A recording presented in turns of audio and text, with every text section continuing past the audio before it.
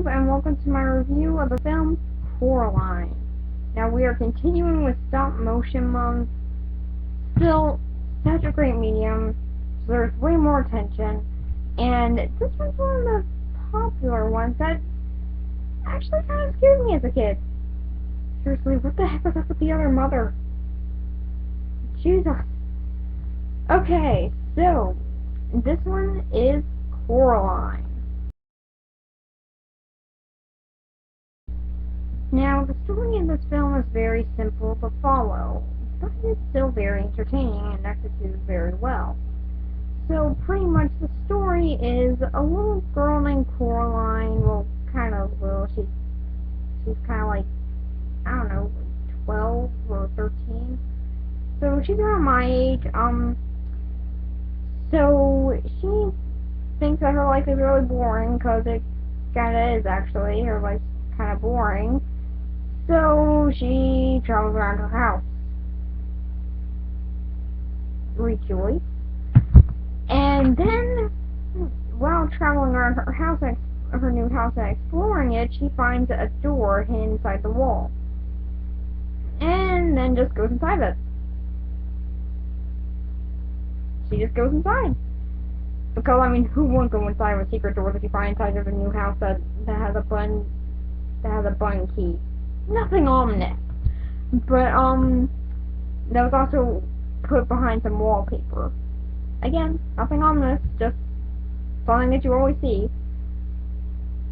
So, pretty much she goes in through the door, and then finds this other world where everything is perfect. Where her mother is way more supportive and kind, her father has way more time to give attention to her, her friend shuts up because I guess that she wants that, and is actually hanging out with her more, and pretty much everything else is better. But little does she know that it comes with a deadly catch. That the only way to stay in this world is by having buttons sewn in your eyes after having your eyes taken out of your eye socket by the other mother. Am I the only one who finds that scary? Well, come on! Eyes taken out! How is that not scary to anyone else? But, and then she has to escape this world before her eyes are taken out of her eye socket, and then has buttons put in its place. And before she dies. Because there's some weird conspiracy going on that whenever the buttons are put in the eyes, then the mother will give her unconditional love until she dies. I don't really get that. Like, what did she actually do by getting the buttons in her eyes? I think it was like she took her life energy or her soul or something. I don't know. It did sound like similar. So yeah, this story is really easy to follow and pretty dark for a kid's film. And it's based off of the book that was actually being just finished at the time when the film was starting to be put into production. And it's directed by Henry Selick, who did The Nightmare Before Christmas. They were in good hands with this, actually. And I really enjoyed the story. It scared me as a kid, but I loved being scared by it. Because, I mean, it just builds up atmosphere. And that was such a great effect. Because the atmosphere works so well in this story. It would really draw you in. And, well, you would actually feel for the characters that aren't actually all the time perfect. Because they all have certain flaws. And it's a very well-deserved lesson that just enjoy your life. Enjoy what you have. Which is a good lesson for kids. And for adults. And the way that it's executed in a dark fashion, yet also keeping it lighthearted and entertaining, oh, that was such a well way of doing it. So, for the story, I give it a 7 out of 10. It does have its flaws by making some of the characters a little bit too strange in the beginning, but eventually ones that you warm up to. And also having some of the really dark atmosphere. seriously, the other mother, good God. Okay, now on to the characters. And the characters, and now I turn on my black light if you guys didn't know. Now I'm actually having to reshoot this one, so, yeah, because I just don't think that worked the first time, I don't know, something happened. So, let's start with the title character. Now, it's Coraline herself. She can be very interesting when she wants to be. She can be fiery, yet also she's kind of bland. Yeah, watching the film again, I noticed that she can be bland at some points and kind of uses the other characters to help support her. Like, if she were on a film just on her own, like, The Only Man in the World, like that movie, if they took out that character and left Coraline in, then she'd be very boring. And so, yeah, I don't think that she can support herself on her own. But luckily, she has other characters to help support her. Like my personal favorite character in the film, the cat. Voiced by none other than Keith David, who also voiced Dr. Facilier in The Princess and the Frog.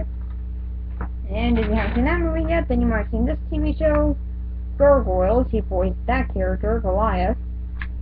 And he also voiced the character on this show, Adventure Time. He voiced the Flame King. So, yeah, this guy is a huge voice actor. I'm just giving him props because this guy is great. Love Keith David. That was just a clap for him because Keith David is just awesome. I just had to say that because no one really addresses him that much. Which is kind of sad because he's my favorite voice actor. Sorry, Robin Williams, you were very close. But the cat itself, oh my gosh. Keith David did bring a level of sophistication and class to this character. Which is mainly what this character is on its own, though. But with the voice, oh my gosh, it just makes him so sophisticated and so classy that it just keeps on a great feel. And he can be humorous at sometimes, too, which is really different. Because Keith David's usually a serious character, but can also throw in humor. So, yeah, it was very nice to see him do that again. Like, that's mainly what he does with his role in Adventure Time. Yeah, he'll be serious, yet also humorous. And, yeah, I just love what he's been given here, and I'm so glad that he's still getting work. Please give him more attention if you don't know about him. If you don't know about Keith David, give him more attention. He needs it.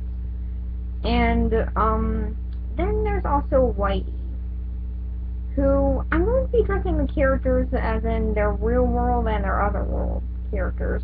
Now, Whitey, just to save time, just so you know, Whitey, what is there to say about Whitey?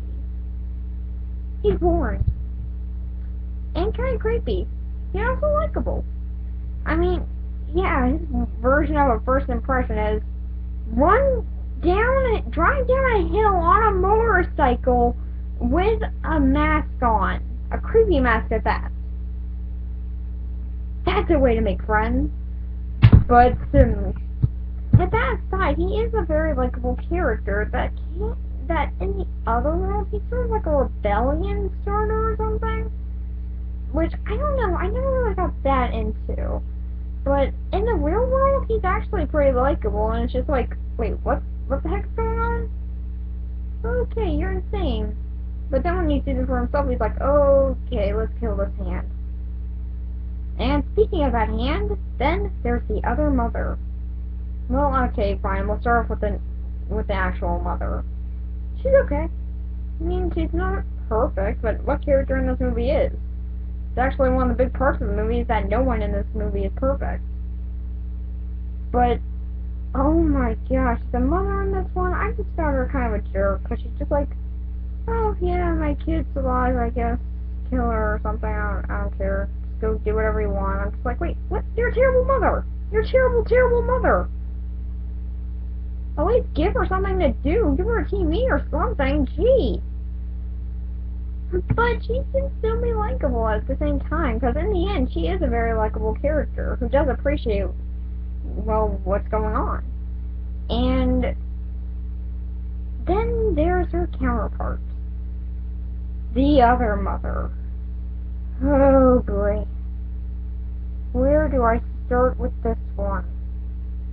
Well, best way for me to say it, she scares me. She scared me as a kid. She made me afraid of Blind Nights for years. No, really, I was afraid of things in Blind Nights for years because of this character. She made me terrified of him, and oh my god, she is just, oh my god. She's been known as one of the first characters in a stop motion film with a morphing scene, which I don't really get. I mean, Wallace did that once and Girl made Chris the Were-Rabbit, but okay. But I won't count that. It's not against her, but now, if you don't think that this lady is creepy, I can see that, because watching the film again, she wasn't that creepy. But, good God. Jesus, what the heck is wrong with her? I know that she has this diabolical plan in mind to, like, steal Coraline's life energy or her soul or something, but, so then she can live longer, but, Jesus. And then, there's also the other father, who, yeah, I'm just getting aside from the horrifying other mother. Yeah, scared me as a kid. But, the other father, he's okay. I mean, it is creative that, oh yeah, and I forgot to bring up in creative department, the other mother's hands are actually sewing needles. Genius! Genius! I'm sorry, that's just genius. Making her hands be sewing needles. Oh my god, that was such a good idea. And making the web that they fall into at one point actually made out of thread, which is how I saw it. I don't know if the creators of the film even thought, hey, this could be taken as thread, but yeah, I saw it as thread, and I love that effect. That was a great detail. So, oh my god, she's just scared me though. She's creative, but she's scared me. And then there's the father in the real world. He is likable. Not the most likable, but he's just kind of busy. That's why he's sort of pushing his daughter aside, because he's just busy. Which makes sense. I mean, there are a lot of busy parents in the world. So, yeah, it would add up that he's going to be busy, because who isn't? Everybody's busy at one point. And, heck, he's writing a book. He's very, very busy. So, yeah, I can see why he's sort of on edge. But in the other world, he is far from that. He is a father who has all the time in the world for his daughter, even up to the point where he'll be the only character to sing a song about his daughter, or just literally just him making up a song about Coraline. And it's actually one of the only songs in the film for a reason, because Henry Selick didn't intend to make this thing a musical. Just pointing that out there. And I found that I really do like the other father, how in the real world his thing was that he was going to help Coraline making this garden, which then he himself in the other world is actually a part of the garden. It's really creative. And then there is the circus people. That's what I call them. There are like 3 circus people in this. They're okay. I like them better in the other world, though, because they're just so, oh my god. At the end of the film, Jesus! What was up with that ending? It was horrifying yet awesome. And they really were just, wow. If you haven't seen it yet, go look it up, you won't regret it, and then you'll know what I'm talking about with the Jesus part. And then there's also the 3 ghost kids, which are okay. I mean, they are creepy, though. They are very creepy. Then there's the grandma in it, who's okay. I mean, I don't really find myself remembering her that much, but she still did have a big impact on the film. So, for the characters themselves, what's my rating? Well, I give them an 8 out of 10. Because they can be very likable. They can either be bland, boring, interesting, and endearing, or creepy and disturbing, all at the same time. And that's what can truly make an interesting character, is giving them great development like what they gave them with this film. So, on to the animation.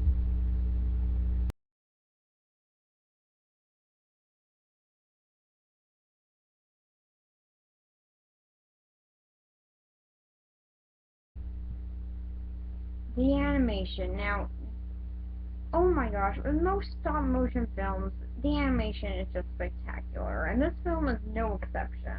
The animation has such good atmosphere to it. There's a every single scene has a perfect sort of look to it.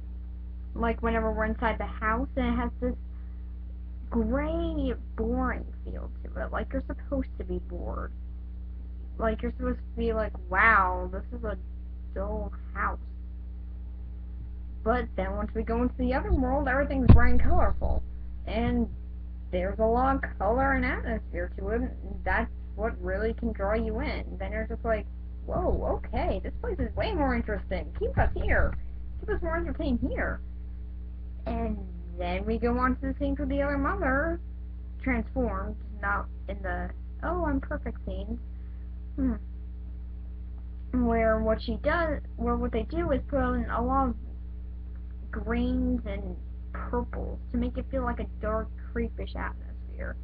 The same sort of colors that they used before, but done to a different degree, and done to a way different feel. Every single thing in it has a different feel to it, and the animation just supports that, because it can be bright, it can be colorful when it needs to, it can be dull and boring when it needs to, and it can also be creepy and dark.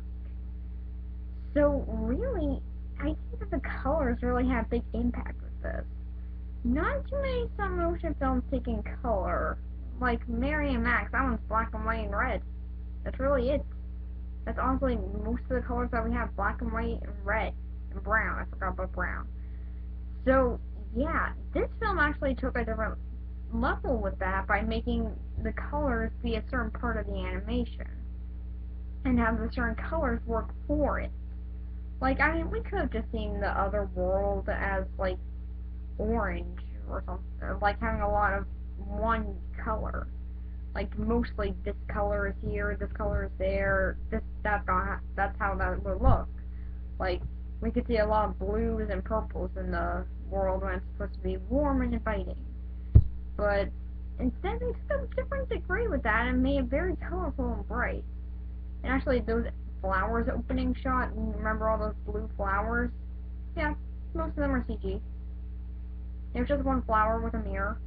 A lot of mirrors. So yeah, the animation is actually very cool in this, and they do use hand-drawn animation in one scene too. Remember the scene where they throw the other mother and the other... Remember the scene where they throw the mother and father puppet into the fire? Yeah, all that fire is hand-drawn. And so they use computer, hand-drawn, and stop-motion animation, which is very rare. You don't really see those three mediums together. And they also did that in the film Paranorman, which I'll review around Halloween. But, oh my god, the animation in this is just so great, and such a great part of the atmosphere of this film, which it does wonderfully. The atmosphere is just a great part. So, for the animation, I will give that a 9.5 out of 10. Because there are some parts that are way too gray. I mean, seriously, that house, it was just like all gray. What the heck? But when it does have a time to show out how wonderful it is, then it is really wonderful animation that you can truly get behind. So the film itself is really, really fun. Yeah, it keeps the tone that the film has throughout the whole entire movie, which is a good part of it too, because sometimes films will just change halfway through and the tone will be entirely different. But not with this one. This one will just continue with the exact same tone and atmosphere, which it does build up very wonderfully. With great characters and an interesting and compelling story, that can also keep you drawn in throughout the whole entire picture. So, for this film, I'm going to give it an 8 out of 10. And next week, I am going to be reviewing the very last film in stop motion month, sadly. But don't worry, we still have more films to go. But don't worry, there's still other stop motion films I'm going to review at other times. The next one is going to be The Nightmare Before Christmas. what I have called as one, if not the best stop motion animated film of all time.